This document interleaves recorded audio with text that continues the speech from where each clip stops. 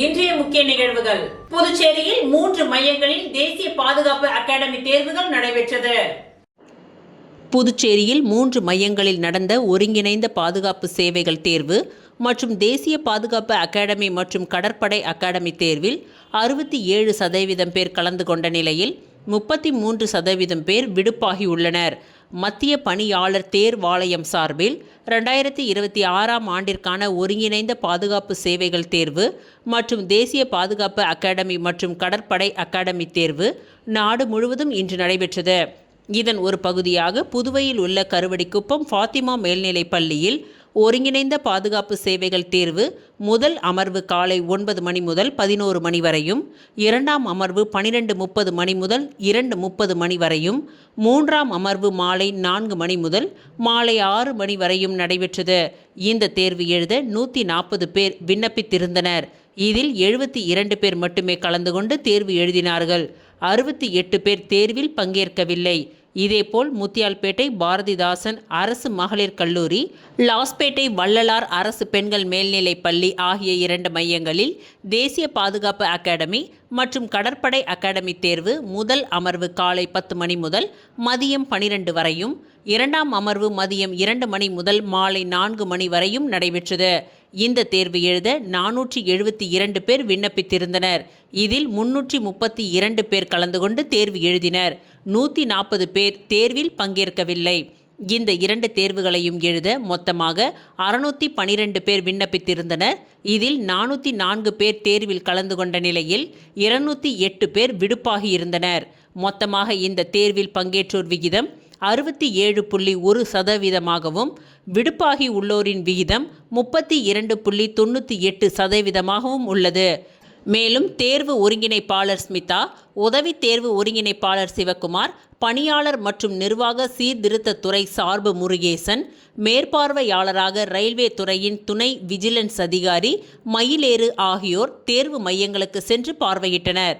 இந்த தேர்வு துவங்குவதற்கு முன்பு 30 நிமிடங்களுக்கு முன்பாக தேர்வு மையங்களுக்கு தேர்வாளர்கள் வருமாறு அறிவுறுத்தப்பட்டிருந்தது. அதன்படி தேர்வாளர்கள் காலை 8 மணி முதல் தேர்வு மையங்களுக்கு வர துவங்கினர்.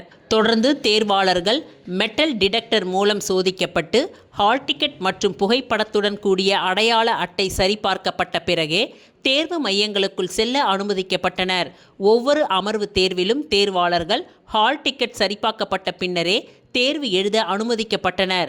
மேலும் மொபைல் போன், ஸ்மார்ட் வாட்ச் உள்ளிட்ட மின்னணு சாதனங்கள் கொண்டு வரவும் தடை விதிக்கப்பட்டிருந்தது. இந்த தேர்வை ஒட்டி தேர்வு மையங்களுக்கு முன்பு போலீஸ் பாதுகாப்பும் போடப்பட்டிருந்தது. தேர்வாளர்களின் வசதிக்காக இன்று காலை பேருந்து நிலையத்தில் தேர்வு மையங்களுக்கு செல்ல அரசு சார்பில் சிறப்பு பேருந்துகள் இயக்கப்பட்டிருந்தது. அதேபோல் தேர்வு முடிந்த பிறகு தேர்வு மையங்களில் இருந்து பேருந்து நிலையத்திற்கு செல்லவும் சிறப்பு பேருந்துகள் இயக்கப்பட்டிருந்தது. முன்னாள் பாராளுமன்ற உறுப்பினரும் புதுச்சேரி மாநில மக்கள் முன்னேற்ற கழகத்தின் தலைவர் பேராசிரியர் டாக்டர் ராமதாஸ் அவர்கள் வெளியிட்டுள்ள அறிக்கையில் அவர் கூறியதாவது: புதுச்சேரி சட்டமன்ற தேர்தலில் பதிவான 91.23% வாக்குப்பதிவு மேலோட்டமாக பார்க்கும் பொழுது வரலாற்று சாதனையாகவும் மகிழ்ச்சிகரமாகவும் பாராட்டத்தக்கதாகவும் தோன்றுகின்றது. ஆனால் இந்த தேர்தலில் நடந்துள்ள உண்மையான பணப்பரிமாற்றங்கள் மற்றும் சமூக விரோத செயல்பாடுகள் இந்த தேர்தலை சட்டவிரோதமாகவும் ஏற்றுக்கொள்ள முடியாததாகவும் பயனற்றதாகவும் மாற்றிவிட்டன. தேர்தல் துறை எடுத்த அனைத்து சிறந்த முயற்சிகளும் நடவடிக்கைகளும் வீணாகி போகிவிட்டது. தேர்தல் என்பது ஒரு வாக்காளர் எந்த காரணிக்கும் ஆதிக்கத்திற்கும் ஆட்படாமல் சுயமாக தனது சொந்த சிந்தனையால் போட்டியிடும் வேட்பாளர்களின் ஒரு நல்ல வேட்பாளரை தேர்வு செய்வதாகும். அப்பொழுதுதான் அது ஒரு நியாயமான மற்றும் நேர்மையான தேர்தலாக இருக்கும். ஆனால் அப்படிப்பட்ட தேர்வு இந்த தேர்தலில் நிகழவில்லை. பணம் மற்றும் பரிசு பொருட்களே இந்த தேர்தல் முடிவை நிர்ணயித்துள்ளது. போட்டியிட்ட வேட்பாளர்களில் சுமார் 91% பேர் பணம், பரிசு பொருட்கள் மற்றும் டோக்கன்கள் வாங்கி வாக்குகளை பெற்றுள்ளனர். அதேபோல் வாக்காளர்களின் 91% பேர் இவற்றை பெற்றுக்கொண்டு அதன் ஆதிக்கத்தினால் வாக்களித்துள்ளனர். இந்த பண பரிவர்த்தனையே 91.23% என்ற உயர்ந்த வாக்குப்பதிவிற்கும் ஒரு முக்கியமான காரணமாக அமைந்தது. இதை யாரும் மறைக்க முடியாது. போட்டியிட்ட முக்கிய கட்சி தலைவர்களோ முதல்வரோ அல்லது உள்துறை அமைச்சரோ நாங்கள் வாக்காளர்களுக்கு பணமும் பரிசு பொருட்களும் வழங்கவில்லை என்று தெளிவாக கூற முடியுமா? முடியாது.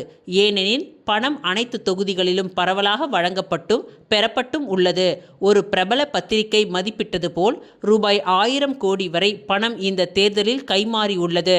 தேர்தலில் வாக்காளர்களுக்கு பணம் வழங்குவதும் வாக்காளர்கள் பணம் பெற்று வாக்களிப்பதும் சட்டவிரோதமான செயல்கள். இப்படிப்பட்ட சூழலில் இந்த தேர்தலை சட்டப்பூர்வமான தேர்தலாக கூற முடியுமா? தேர்ந்தெடுக்கப்படும் வேட்பாளர்கள் அவர்களால் உருவாக்கப்படும் சட்டமன்றமும் அதன் நடவடிக்கைகளும் எவ்வாறு சட்டப்பூர்வமாக இருக்கும்?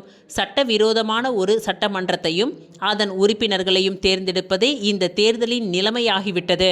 ஒரு குடம் பாலில் ஒரு துளி விஷம் கலந்தது போன்ற தேர்தல் இது.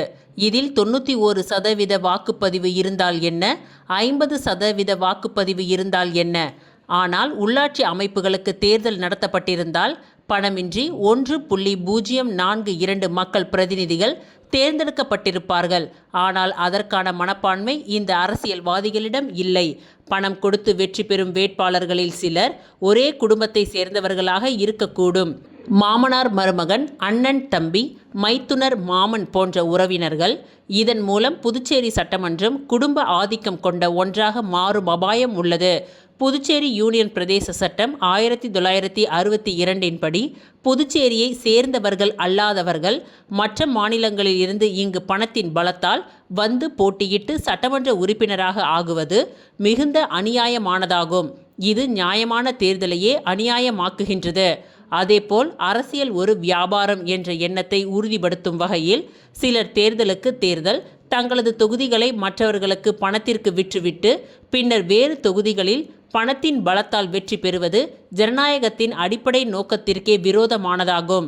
மேலும் இந்த தேர்தலில் சட்டமன்ற உறுப்பினராக வருபவர்கள் சிலர் தேர்தல் நேரத்தில் கட்சி மாறியவர்கள். இவர்கள் எப்படி ஜனநாயக சிந்தனைகளை போற்றுவார்கள்? அரசியல் கட்சிகள் இப்படிப்பட்ட கட்சி மாறியவர்களை ஊக்குவிப்பதன் நோக்கம் என்ன? இவர்கள் ஏன் சட்டமன்ற உறுப்பினர்கள் ஆக வேண்டும்? மேலும் குற்ற பின்னணி கொண்டவர்களும் இந்த தேர்தலில் தேர்ந்தெடுக்கப்பட்டுள்ளனர். எனவே ஒட்டுமொத்தத்தில் இந்த தேர்தல் உண்மையான சட்டப்பூர்வ ஜனநாயகத்தை புதுச்சேரியில் உருவாக்கப் போவதில்லை. புதுச்சேரி அரசியலையும் ஆட்சியையும் பாதித்தவர்களே தங்களது பணத்தாலும் சமூக வேறுபாடுகளாலும் மீண்டும் ஆட்சிக்கு வர உள்ளனர். இவர்கள் புனிதர்களாகவும் உத்தமர்களாகவும் தங்களை காட்டிக்கொள்கின்றார்கள். இப்படியான நிலையில் மக்களின் தெரிவுக்கும் தேர்தலுக்கும் எந்த தொடர்பும் இல்லை. இந்த நிலைமைகள் மாறும் பொழுது மட்டுமே மக்கள் சேவையில் உண்மையான ஆர்வம் கொண்டவர்களை தேர்தல் மூலம் தேர்ந்தெடுக்க முடியும் என்றார்.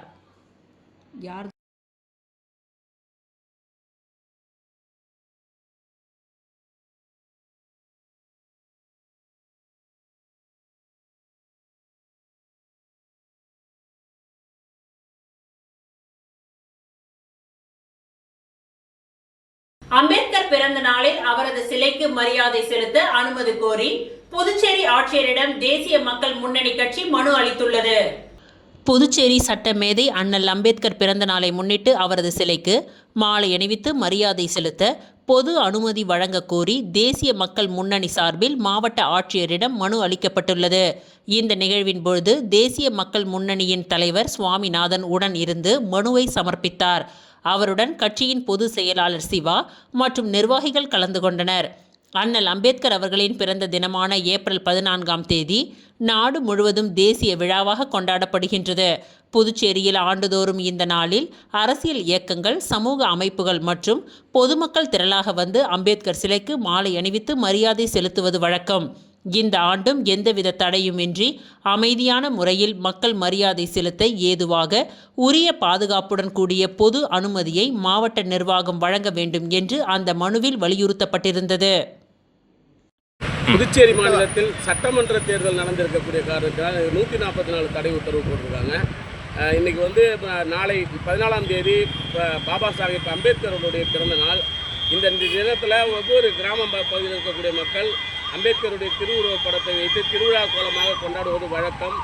எனவே புதுச்சேரி மாநிலத்தில் நாளைக்கு இருக்கக்கூடிய அந்த 144 தடை உத்தரவை ரத்து செய்து பொது அறிவிப்பாக அனைவரும் அம்பேத்கரை வணங்கும் அந்த சூழலுக்கு அனுமதி அளிக்க மாவட்ட ஆட்சியர் அவர்களை தேசிய மக்கள் முன்னணி சார்பாக நேரில் சந்தித்து மனு அளிக்கின்றோம். திருச்சிற்றம்பலம் வேதபுரீஸ்வரர் நகரில் எழுந்தருளியுள்ள குஹானந்தர் சித்தர் பீடத்தில் லலிதாம்பிகை வராகி ராகுகால பூஜைகள் நடைபெற்றது. வில்லியனூர் மாவட்டம் வானூர் வட்டம் திருச்சிற்றம்பலம் வேதபுரீஸ்வரர் நகரில் அமைந்துள்ள குஹானந்தர் சித்தர் பீடத்தில் எழுந்தருளி அருள்பாலித்து கொண்டிருக்கும் அன்னை ஓம் ஸ்ரீ லலிதாம்பிகை திதி நித்திய ராஜ மாதாங்கி கால பைரவர் பத்ரகாளி மகாவராகிக்கு ஞாயிற்றுக்கிழமை ராகுகால பூஜை அபிஷேகம் வாசனை திரவியங்கள் மஞ்சள் தூள் குங்குமம் பால் தயிர் இளநீர் கரும்புச்சாறு நாற்றங்க பைத்திய மாவு அரிசி மாவு பஞ்சாமிரதம் சந்தனம் பன்னீர் விபூதி ஸ்வர்ணம் நகையால் அபிஷேகம் கலசம் மகா அபிஷேகம் சோட சுப்ராசம் நடைபெற்று விசேஷ அலங்காரத்தில் அர்ச்சனை மகா ஆரத்தி பிரசாதம் வழங்கப்பட்டது.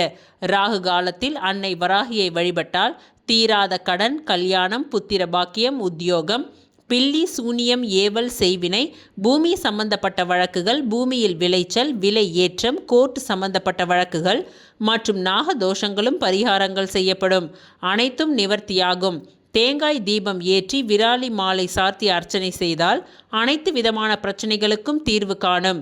ஜெய் வராகி விழாவை ஏற்பாடு செய்த ட்ரஸ்ட் நிர்வாகிகள் மற்றும் ஸ்ரீ வித்யா வராகி உபாசகர் ஸ்ரீ ஸ்ரீ ஸ்ரீ சக்தி சுவாமிகள் தலைமையில் நடைபெற்றது.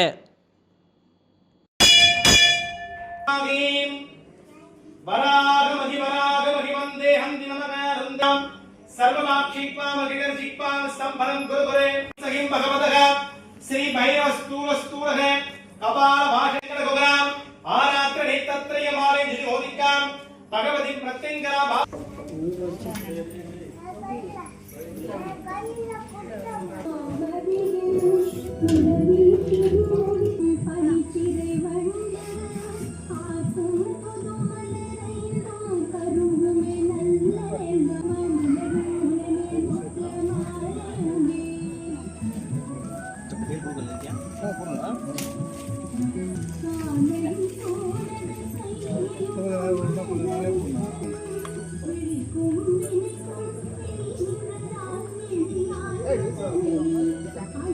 பெண்கள் சம உரிமை பெற்று முன்னேற வேண்டும் என்ற நோக்கத்தில் 33% இடஒதுக்கீடு வழங்கும் மசோதாவை வரவிருக்கும் பாராளுமன்ற கூட்டத்தொடரில் நிறைவேற்ற இருக்கும் பிரதமர் மோடிக்கு புதுச்சேரி மாநில பிஜேபி மகளிர் அணியினர் பாராட்டுகளை தெரிவித்துள்ளனர். பாராளுமன்றம் மற்றும் மாநில சட்டசபைகளில் மகளிருக்கு 33% இடஒதுக்கீடு வழங்க 2023 செப்டம்பரில் மத்திய அரசு சட்டம் இயற்றியது. மக்கள் தொகை கணக்கெடுப்பு தொகுதி மறு வரைவு செய்த பின் இடஒதுக்கீடு அமலுக்கு வரும் என்று கூறப்பட்டது. இதனால் இந்த சட்டம் உடனடியாக அமலுக்கு வரவில்லை. இந்த நிலையில் 2011 மக்கள் தொகை கணக்கெடுப்பு அடிப்படையில் மகளிர் இடஒதுக்கீடு சட்டத்தை அமல்படுத்த மத்திய அரசு முடிவு செய்துள்ளது. எனவே இந்த சட்ட திருத்தத்தை கட்சி பாகுபாடு இல்லாமல் அனைவரும் ஆதரிக்க வேண்டும் என்று பிரதமர் மோடி கேட்டுக்கொண்டுள்ளார். இந்த நிலையில் நாரி சக்தி வந்தனா முன்னெடுப்பின் அடிப்படையில் பெண்களுக்கு பாராளுமன்றத்தில் 33% ஒதுக்கீடு வழங்கும் சட்ட முயற்சிக்கு ஆதரவாக சிறப்பு நிகழ்ச்சி பாஜக அலுவலகத்தில் நடைபெற்றது. இந்நிகழ்ச்சிக்கு பின்னர் செய்தியாளர்களை சந்தித்த புதுச்சேரி பிஜேபி மக்கள் அணியின் தலைவி தாமரை செல்வி, பெண்களுக்கு அரசியல் துறையில் சம உரிமை மற்றும் முன்னேற்றம் கிடைக்க இந்த சட்டம் முக்கியமானதாக இருக்கும் என்றும் இதன் அவசியத்தை பொதுமக்களிடையே கொண்டு செல்ல மகளிர் அணி முனைப்புடன் செயல்படும் என்றார். பிரதமர் மோடி பெண்கள் முன்னேற்றத்திற்காக பல்வேறு நலத்திட்டங்களை அறிமுகப்படுத்தி அவற்றை வெற்றிகரமாக செயல்படுத்தி வருகின்றார். பெண்கள் சம உரிமை பெற்று முன்னேற வேண்டும் என்ற நோக்கத்தில் பல்வேறு சட்டங்களை கொண்டு வந்துள்ள அவர் தொடர்ச்சியாக பெண்களுக்கு 33% ஒதுக்கீடு வழங்கும் மசோதாவை வரவிருக்கும் பாராளுமன்ற கூட்டத்தொடரில் நிறைவேற்ற உறுதி கொண்டுள்ளார். இதற்கு புதுச்சேரி மாநில மகளிர் அணி சார்பில் நன்றி தெரிவிப்பதாக குறிப்பிட்டார்.